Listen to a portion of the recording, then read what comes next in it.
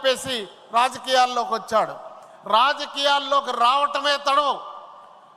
అప్పటి వరకు ప్రజల్ని ఎవరు కూడా లెక్క పెట్టలేదు, కానీ ఓటు బ్యాంకుగా పరిగణించారు. ఎన్టీ రామారావు గారు తెలుగుదేశం పిలుస్తుంది రా కదిలి రా అని ప్రజలందరికీ పిలుపిచ్చినటువంటి మహానుభావుడు. అంతేకాదు ప్రజలందరిలో కూడా నా తెలుగింటి ఆడపడుచులని సమాజంలో సగభాగం ఉన్న మహిళల్ని ఆహ్వానించాడు. కుర్రోళ్ళందరినీ కూడా తెలుగు యువతని ఆహ్వానించాడు. రాజకీయాల్లో ఒక కొత్త తరాన్ని సృష్టించాడు. అప్పుడు దాకా ప్రజలు రాజకీయ నాయకుల దగ్గరికి వెళ్ళే సంస్కారం ఉంటే ఈయన 35,000 కిలోమీటర్లు ఏసీ లేనటువంటి చైతన్య రథంలో రాష్ట్రం నలుమూలలా కలయదిరిగి ప్రజలందరి సమస్యలు తెలుసుకొని ఉప్పెనలాగా 35 ఏళ్ళు ఉన్నటువంటి కాంగ్రెస్ ప్రభుత్వాన్ని కూలదోసి కాంగ్రెసేతర ప్రభుత్వాన్ని ప్రతిష్ఠించడం జరిగింది. వచ్చిందే తడవుగా ప్రజల కోసం ఏమైతే చెప్పాడో చెప్పిందంతా చేసినటువంటి మనిషి ఎన్టీ రామారావు గారు, నాయకుడు ఎన్టీ రామారావు గారు. చెప్పేదే చేసేవాడు, చేసేదే చెప్పేవాడు.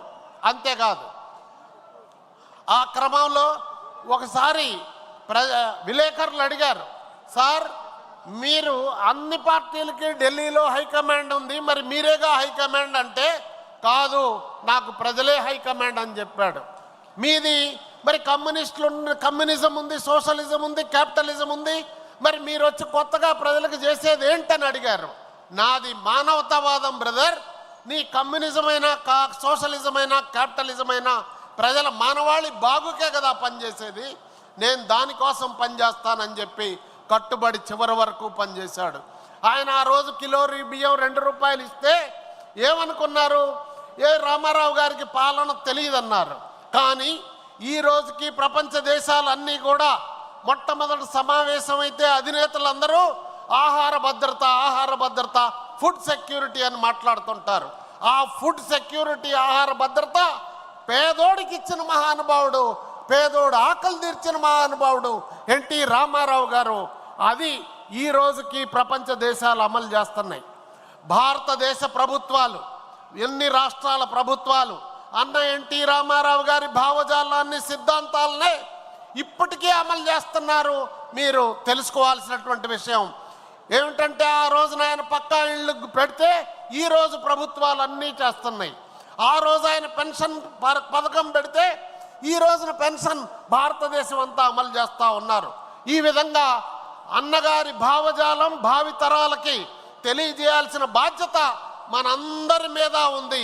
అలానే నారా చంద్రబాబు నాయుడు గారు అన్నగారు నదుల అనుసంధానం ప్రారంభిస్తే నదుల అనుసంధానాన్ని ఆయన ఈ రోజున పోలవరం బనకచెర్ల పెట్టి అన్నగారు రూపొందించిన రాయలసీమ పథకాలన్నిటికి కూడా ఇక్కడ నీళ్లు ఇవ్వటం, అలానే ఉత్తరాంధ్రకు కూడా నీళ్లు అందించే కార్యక్రమం చేస్తూ ఉన్నారు.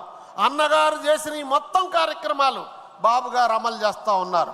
ఆ రోజు అన్నగారు ఎలా అయితే ప్రజల్లోకి వెళ్ళాడో అలానే మొన్న లోకేష్ బాబు గారు తాతకి తగ్గ మనవడుగా, తండ్రికి తగ్గ తనయుడిగా ప్రజలందరిలోనూ 3,000 కిలోమీటర్ల పైన పాదయాత్ర చేసి ఆ యాత్రలో గత రాక్షస ప్రభుత్వం మీద తిరుగుబాటు చేసి ప్రభుత్వాన్ని మట్టి గర్పించి ఈరోజు ప్రతి దినం ప్రజలకి భవిష్యత్తుకి ఏం చేయాలని ఆలోచిస్తూ ఉన్నాడు.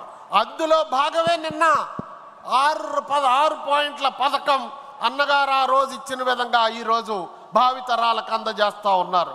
కనుక ఒక రాజకీయ నాయకులుగా మనందరం ఒక్కటి ఆలోచించాలి. మనందరం ఈ స్థాయికి వచ్చి ఇక్కడ పార్టిసిపేట్ చేస్తున్నామంటే